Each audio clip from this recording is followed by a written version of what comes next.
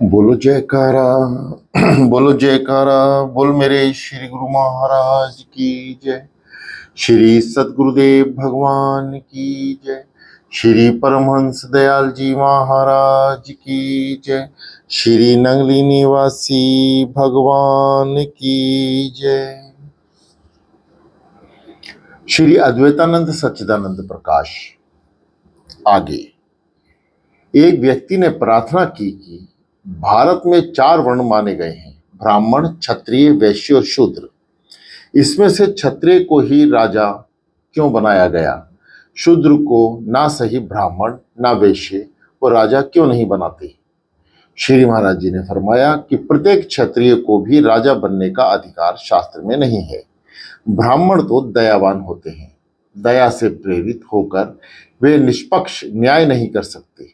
यदि किसी अपराध को मृत्यु दंड देना हो तो ब्राह्मण का हृदय द्रवित हो जाएगा, ठीक न्याय करने से वह हिचकिचाएगा।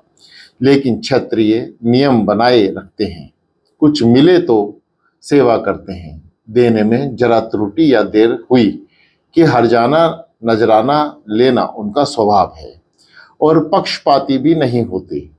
क्षत्रिय न्यायकारी होते हैं, निष्पक्ष स्वभाव में न्याय करते हैं, न्याय के समय दया का विचार नहीं करते हैं। जिस बात पर अड़ गए तो अड़ गए, अपने वचन से हटना नहीं जानते। राज अधिकारी ऐसे मनुष्य को देना चाहिए जिसमें धर्म व न्याय हो, जो गणित विद्या जानता हो, निष्काम सेवा कर सके, भूलकर भी चालाकी वे पक्षपात ना करे, अनर्थ करके धन ना ले, सर्व त्याग अनासक्त और निष्काम सेवा करने वाला हो। आजकल का विचार है कि राजनीति में बिना चालाकी के काम नहीं चल सकता। यह असत्य है। यदि राजा ही झूठा हो तो प्रजा की क्या हालात होंगी? राज्य वही स्थिर रहेगा जिसमें धर्म व न्याय को निष्काम सेवा करने वाला राज अधिकारी हो। एक व्यक्ति ने प्रश्न किया कि जागृत अवस्था एवं स्वप्न अवस्था को पार कर लेना व जीतना क्या बात है? इसका क्या मतलब है? श्री महाराज जी ने फरमाया कि अवस्था का वर्णन वाणी से कैसे हो सकता है।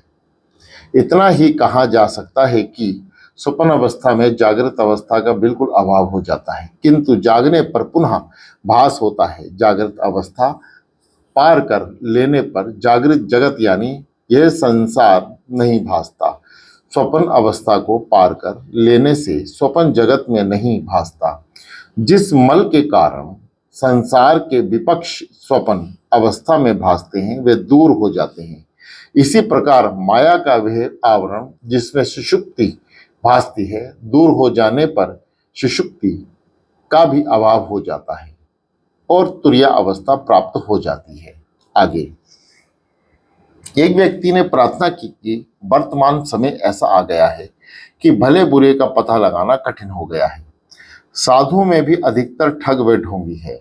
गृहस्थियों को देखो तो धोखेबाज नजर आते हैं, किसी भले मनुष्य को बोलने नहीं देते या उसे अपनी धूर्तता से परास्त कर देते हैं।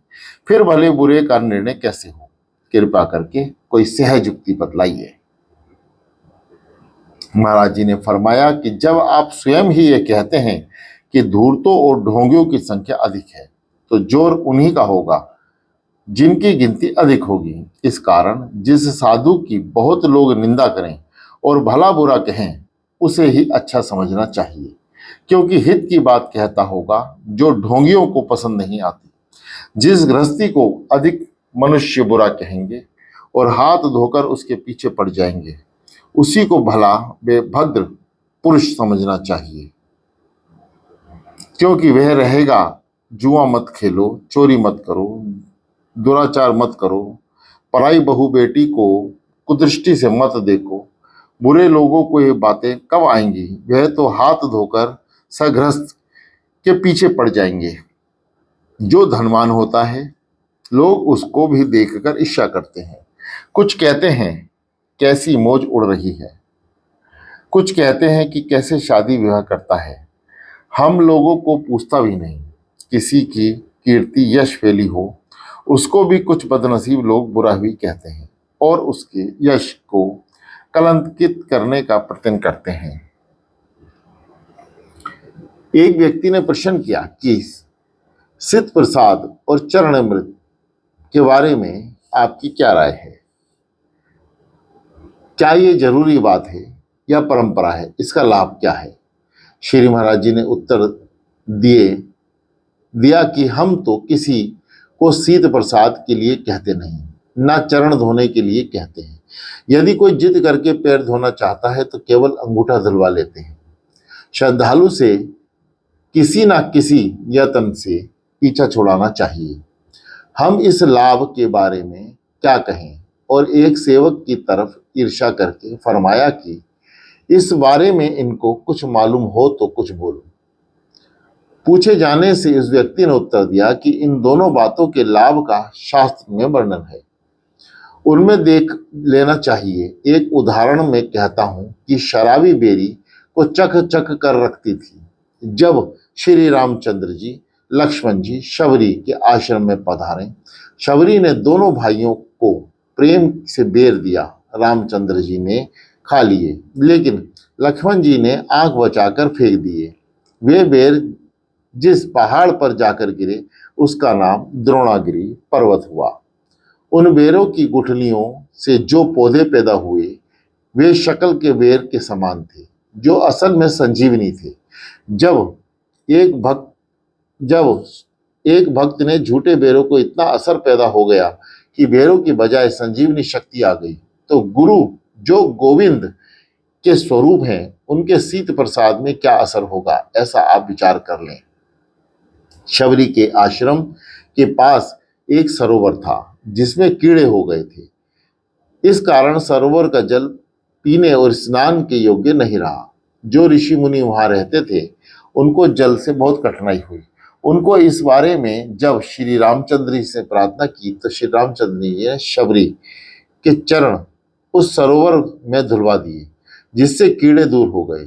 जल पीने तथा स्नान के लायक हो गया। जब शबरी के चरणों के धोने की इतनी महिमा है तो गुरुदेव के चरणों को धोने की क्या महिमा होगी? एक व्यक्ति ने पूछा कि स्वधर्म क्या है? श्री महाराज जी ने फरमाया कि स्वधर्म का अर्थ यह है कि अपना और दूसरों का समान रूप से भला हो। जैसे किसी सामान का मासिक खर्च 50 रुपए है, यदि उसने सर्वसाधारण के भोजन आदि के लिए अनाज पैदा किया और उसके लिए 6 महीने का साल भर का अनाज रखकर बाकी वाजिब मोल पर बेच दिया तो वह उसका स्वधर्म कहलाएगा।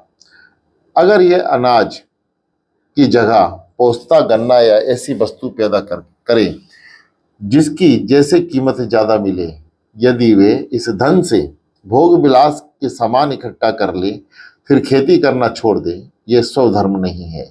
जो चाकर अपने पद के अनुसार भोजन वस्त्र प्राप्त करने की इच्छा से चाकरी करता है वह स्वधर्मी है। जो अपने पद से बढ़कर रहन सहन की जीवन व्यतीत करता है वह स्वधर्मी नहीं है। इसी प्रकार सब कार्य, व्यापार और उद्योग धंधों पर विचार कर लो। इसी नियम पर 4 वर्णों के कर्म को ठहरा लो। जो ब्राह्मण और लोगों को सदुपदेश करता है, कथा वार्ता सुनता है, भागवत पूजा व ध्यान का उपदेश कराता है तथा निर्वाह मात्र धन ग्रहण करता है वह स्वधर्मी है। जो वृक्ष आपने लगाया है वह समय पाकर अपनी कीमत के लिहाज से कम या ज्यादा फल जरूर देगा।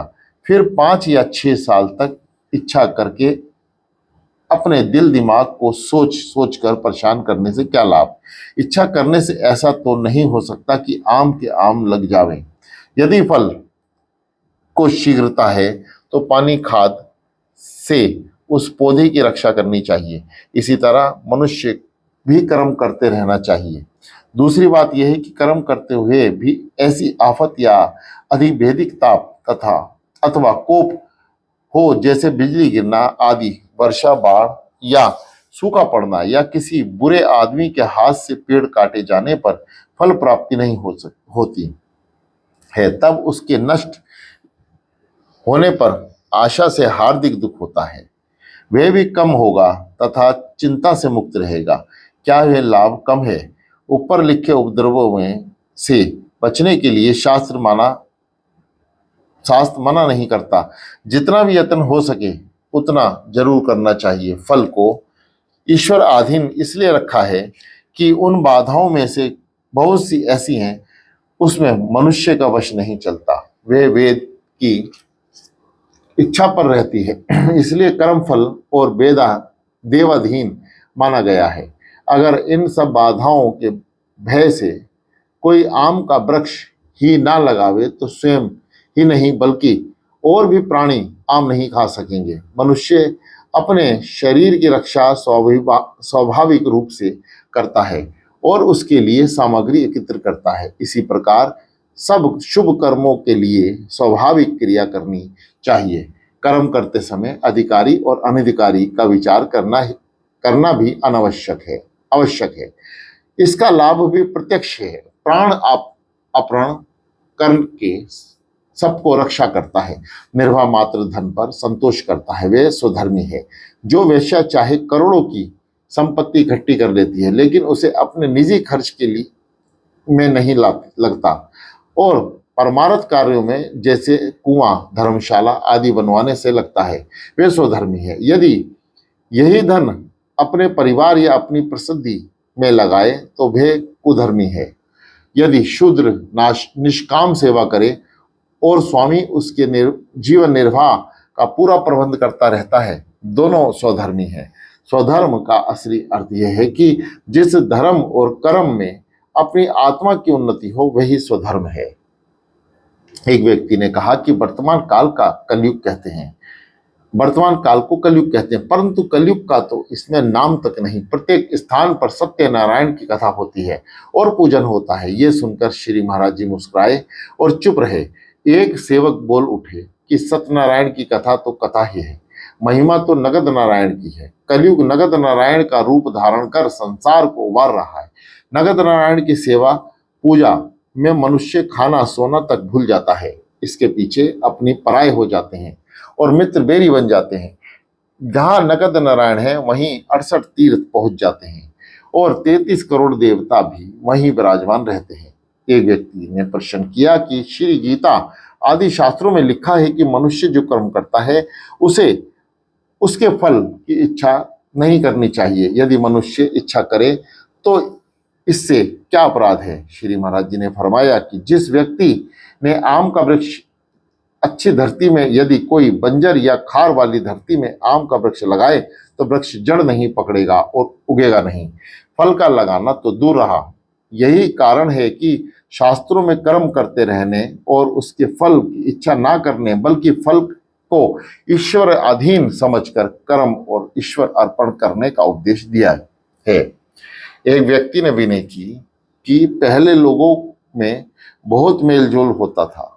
कुनबे के कुनबे एक साथ रहते थे और एक दूसरे की सहायता करते थे। अब ऐसा जमाना है कि भाई का भाई के साथ और बेटे का बाप के साथ निर्वाह कठिन हो गया। जिसे देखो अलग अलग रहता है। श्री महाराज जी ने फरमाया कि सृष्टि तो भगवान की ओर चलती है, वह बुरी कैसे हो सकती है? पहले मनुष्य के आचरण बहुत अच्छे होते थे, वे काम भी मिलकर करते थे। एक और एक मिलकर 11 का बल बनते हैं। वर्तमान समय में बुराई इतनी फैल गई कि जहां कहीं 2 मनुष्य का मेल हो वहां 11 गुना बुराई बढ़ती है। एक पंथ वाले दूसरे को आपस में मिलकर अपनी उन्नति तो करते नहीं परंतु दूसरे पंथ वालों का तिरस्कार जरूर करते हैं। चोर में शराबी, शराबी में और जुआरी में एकदम पूर्ण मेल हो जाता है। एक के दूसरे के पहले कभी शक्ल ना देखी हो तो भी पहली ही मुलाकात में हम भाई हो जाते हैं। आजकल राजसी मनुष्य एक दूसरे का सिर फोड़ते हैं और तामसी को लात, घूंसे और हथियारों से सत्कार करते हैं। ऐसे मनुष्य में किस प्रकार मेल हो सकता है? ना मेल होना ही अच्छा है। ऐसे बुरे मनुष्य जितना अधिक मेल जोल रखेंगे उतना ही अधिक उपद्रव खड़ा करेंगे। इसलिए वर्तमान समय में ऐसी प्रकृति के मनुष्य में मेल बढ़ाना अच्छा नहीं। उसमें भी अब आपस में जूते चलते रहते हैं। अतः इसमें ही संसार शहद और शहद की मक्खी की तरह हो जाना चाहिए। आप मिलकर रहें लेकिन एक दूसरे का नुकसान ना करें बल्कि एक कुछ लाभ ही पहुंचावें। बर और तत्ते की तरह का मेल अच्छा नहीं कि कोई कोई पास से निकला और डंक मार दे। एक व्यक्ति ने कहा कि भारतवर्ष के इतिहास से पता चलता है कि जितनी मुसीबत भारत पर आई उतनी किसी और मुल्क पर नहीं आई। 1000 वर्ष के इतिहास में ही मोहम्मद गजनवी ने दिल खोलकर लूटा, फिर मोहम्मद गोरी ने, फिर तुगलक, लोदी, पठान, मुगल और अंग्रेजों ने। एक तांता सा बांधा बंधा रहा।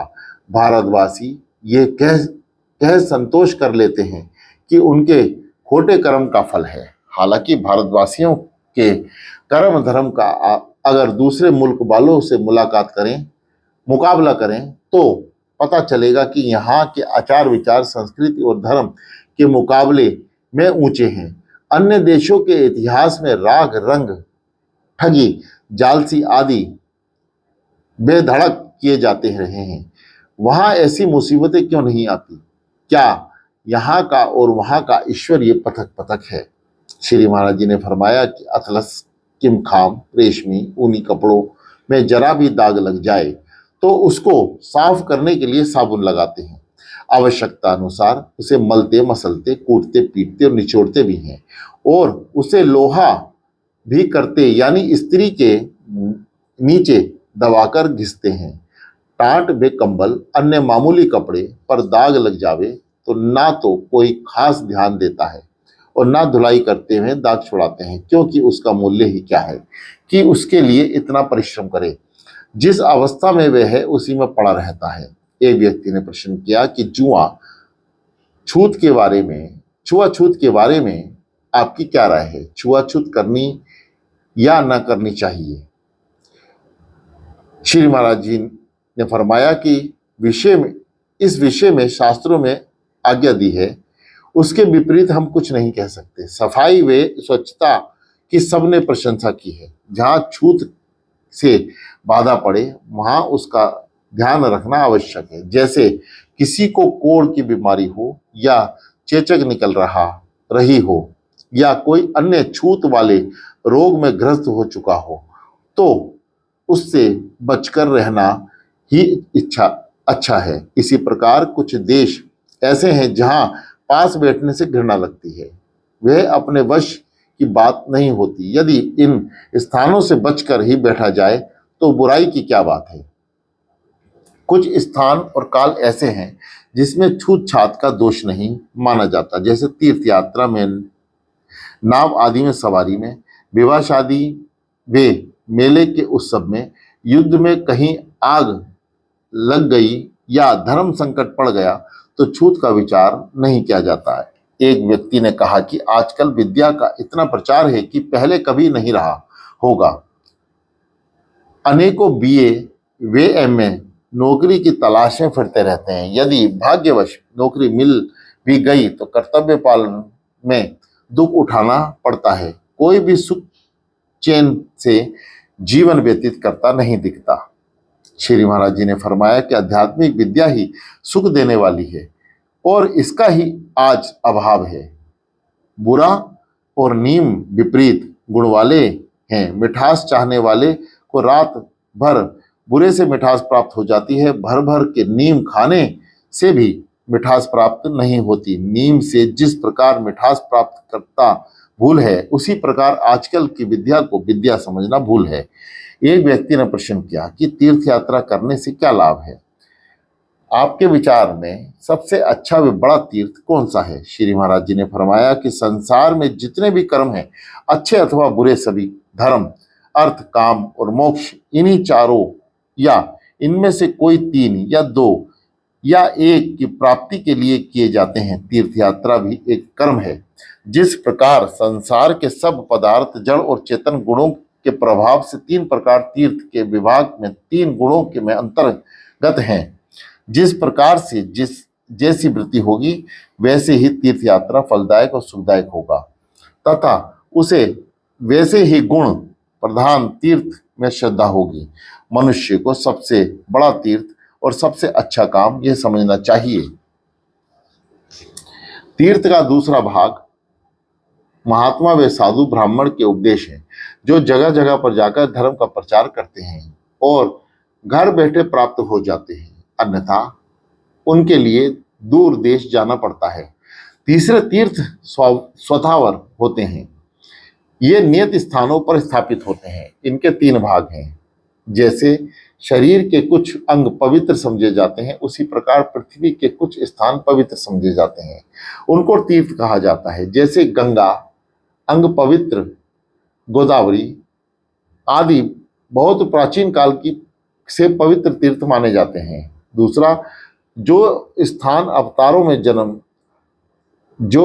अवतारों के जन्म स्थान है या जहां लीला की गई है, वे स्थान पवित्र माने जाते हैं। जैसे गोकुल, वृंदावन, नंदगांव, बरसाना, अयोध्या आदि।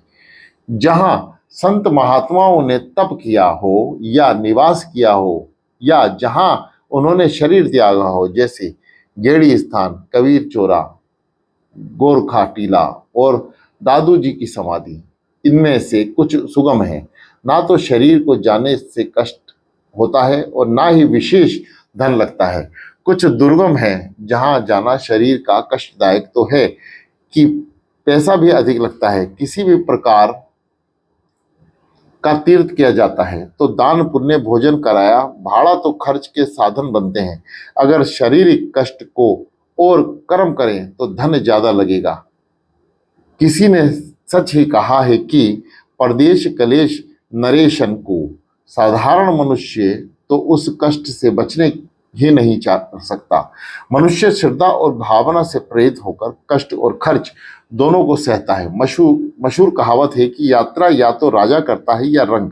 इससे स्पष्ट है कि राजा धन से, रंग अपने पैरों से के बल पर यात्रा करता है। आप भी लाभ की बात पर ज्यादा कहने की जरूरत नहीं। संसार भर में किसी भी मतांतर के मनुष्य ऐसे ना हो और अपने तीर्थ को देखना, अवतारों की लीला को देखना और संत महात्माओं के भजन के प्रताप से जिन स्थानों का महत्व शुरू हो गया है, उनमें उसका चित्त प्रभावित ना होता हो।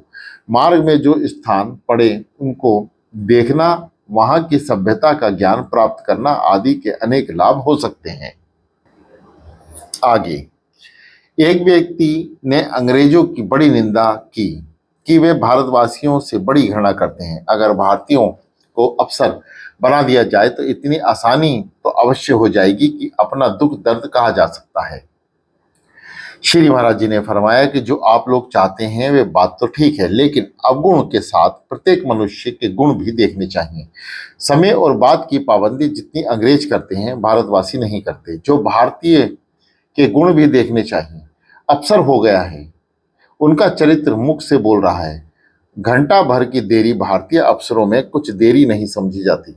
किसी भी भारतीय अधिकारी को देख लो, वह किसी सभा का प्रधान हो या कहीं उसका प्रवचन हो, तो व्यक्ति यही गिला करते पाते हैं कि घंटा भर इंतजार करने के पश्चात प्रधान जी पधारे। अभी जनता बैठे बैठे एक दूसरे का मुंह ताक रही थी। अंग्रेजों में चाहे कोई कितना भी बड़ा अफसर हो, ठीक समय पर ही पहुंचेगा, चाहे दोपहर का 12 क्यों बजे ना हो। अंग्रेज वचन के पक्के होते हैं, जो कह देते हैं वे पूरा करके दिखाते हैं। वास्तव में मनुष्य का उत्तम गुण वचन का पक्का होना ही होता है। ब्राह्मण का वाक्य तो ब्रह्म वाक्य माना जाता है। राजपूत और पठान तो क्या बात में कहां तक सच्चाई रह गई, यह बात छिपी हुई नहीं है। अंग्रेज अफसर इस समय में भी गनीमत है, जो समय और अपने वचन पर पाबंद हैं। आगे, एक व्यक्ति ने कहा कि पश्चिम देशों में जैसे यूरोप, अमेरिका में विज्ञान के कैसे कैसे सुख आराम के सामान उत्पन्न कर रहे हैं, जिनका वर्णन सुनकर ही आश्चर्य होता है। भारत में तो उसका शाशांत भी नहीं नजर आता। अस्पताल, सिनेमा, थिएटर और सर्कस आदि के जो थोड़े से साधन हैं, वे मात्र शहर के अमीरों के साधन हैं, आम जनता के लिए नहीं। गांव वालों का जीवन इसकी तुलना में बहुत फीका है। वही हाल, वही बेल और वही खेत, हुक्का भर पीना ही केवल मात्र उसके लिए सुख सुविधा का साधन है। श्री महाराज जी ने फरमाया कि हमारे जो प्रेमी बहुत समय तक विलायत रहकर वापिस आए हैं, वे तो कहते हैं कि जहाँ के शहर और गांव में भी बहुत अंतर है। ऐसा ही अंतर जैसे भारत में यदि सुख भोग की सामग्री वहाँ सुलभ है तो उससे भी हानि लाभ हुआ है। उस पर भी तो विचार करिए। पहले साधारण भारतीय का खर्च कितना कम था और अब कितना बढ़ गया। इस बढ़े हुए खर्च को पूरा करने के लिए कितनी दौड़ धूप करनी पड़ती है। इसके साथ झूठ फरेब चोरी बेईमानी कितनी बढ़ गई है। चाय कॉफी का अल्पाहार में सिनेमा आदि मनोरंजन के साधन के क्षय प्रमेह आदि रोग आम होने लगे हैं। क्या पहले भी इतने रोग होते थे? जब रोग बढ़े तो अस्पतालों और दवाओं को बढ़ना भी जरूरी हो गया। ऐसे भयंकर रोगों के कारण मृत्यु संख्या भी बढ़ गई और साथ में घरों की तबाही होती जा रही है। मशहूर कहावत है कि जिस सोने के पहनने से कान कटे वे भाड़ में जाए। अगर पहले की तरह मनुष्य स्वस्थ हो तो वह आचार विचार नहीं होते तो ज्यादा अच्छा था। यदि वे सभ्यता और प्राणलेवा रोग साथ साथ चलते रहे तो अच्छा है कि भारत के गांवों में जहां नवीन आचार विचार का प्रचलन नहीं रहा हुआ है वहां वर्तमान दुखों की तुलना में दुख भी कम है। बधुआ गांव वालों को अस्पताल की जरूरत नहीं होती है। रोग भी मामूली होते हैं जिनका लिहाज वे स्वयं कर लेते हैं। इनका स्वास्थ्य स्वास्थ्य शहर वालों की तुलना में कहीं अच्छा होता है। वर्तमान भौतिकवाद का परिणाम है कि मनुष्य चरित्र बल और देह बल धीरे धीरे घट रहा है। आप इस भौतिकवाद की प्रशंसा कर रहे हैं। ये हालात तो केवल इस जगत व्यापार की हैं। कभी इसका भी विचार करिए कि जिससे स्थायी सुख व लाभ वे मात्र एक बुलावा है। भौतिकवाद में जो साधन स्थापित किए हैं उसका वे जनता से कर के रूप में वसूल कर लिया जाता है। इतने में काम नहीं चलता तो वे राजकोष से दिया जाता है। वे राजकोष भी गांवों से भूमि कर रूप में वसूल होता है। आजकल तो गांव वाले मेहनत करते हैं, शहर वाले मौज उड़ाते हैं। आगे एक व्यक्ति ने कहा कि संसार में सबसे पहला अवतार तो परमात्मा का हुआ। उसने सब तरह के मनुष्य मात्र की भलाई के लिए अच्छे काम अवश्य बताए होंगे। क्या वे काम कालांतर में भेद से उचित नहीं है? यदि हैं तो भगवान के बार बार अवतार लेने की आवश्यकता क्या है? श्री महाराज जी ने फरमाया कि देश काल पात्र और गुणों के भेद से सामाजिक साधारण नियमों में परिवर्तन होना अर्थात नीति रीति में परिवर्तन की आवश्यकता होती है। प्राचीन कानून को मिटाया नहीं जाता वरना उसमें संशोधन की आवश्यकता नहीं होती। जिस समय में राजा नहीं थे तब उसके संबंध में नीति स्थापन करने की आवश्यकता नहीं थी। जब राजा बने तो उनके लिए नीति की स्थापना होना भी जरूरी हो गया। एक समय था सभी राजा अपने राज्य से संतुष्ट थे, दूसरों का राज्य लेने की इच्छा ना करते थे। वर्तमान समय में तो दूसरे का राज छीनने को समुद्र पार पहाड़ लांघ कर जाते थे, आकाश से उड़कर जाते थे। एक समय में कला कौशल सम्मानता घरेलू काम चलाने को थे। वर्तमान समय की कला कौशल द्वारा दूसरों को प्रभावित कर अपनी सत्ता जमाना चाहते हैं। पहले स्वतंत्रता का जीवन सबको पसंद था, चाहे रूखी रोटी व मोटा कपड़ा क्यों ना मिले। चाकरी करना कोई नहीं चाहता था। चाकर और कुकर को समान समझते थे। पहले रईसों के घर नौकरों को खाना व कपड़ा मिलता था। अब तो हजारों मजदूर कारखानों में काम करते हैं, उन्हें मजदूरी मिलती है जिससे भरपेट खाना और तन ढकने को कपड़ा भी पूरी तरह से नहीं हो सकता। सारा मुनाफा मालिक की तिजोरी में चला जाता है। पहले विवाह की रस्म होती थी, जब से वह शुरू हुआ है उसके भी नियम बना दिए गए हैं। प्राचीन काल में स्त्री पुरुष बड़े मेल से गृहस्थी चलाते थे, सदा जीवन व्यतीत करते थे। अब राग रंग के समान जो केवल रईसों के थे गांवों और झोपड़ियों में भी दिखाई देते हैं। पहले गांव में 100 में से 5 घर पक्के नहीं होते थे, वहां अब कई मंजिल के मकान हैं। जब पुरुष की कमाई से पूरा नहीं पड़ता तब स्त्रियों का कमाना पड़ता है, जिससे कई बार सदाचारी स्त्रियों को भी बदनामी उठानी पड़ती है। अत्याचारी को अत्याचार से रोकने के लिए निर्बल की सहायता के लिए कोई सत्ता जरूरी नहीं चाहिए। साधारण मनुष्य ना तो ऐसे नियम का बना सकता है और ना ही उसके नियमों पर कोई चलता है। ऐसे कामों के लिए कोई ऐसा मनुष्य होना चाहिए जिसमें शारीरिक, मानसिक और आत्मिक बल, संयम साधारण मनुष्य से अधिक हो। जो ऐसे व्यक्ति होता है उसे अवतार कहते हैं। बोलो जयकारा, बोलो मेरे श्री गुरु महाराज की जय।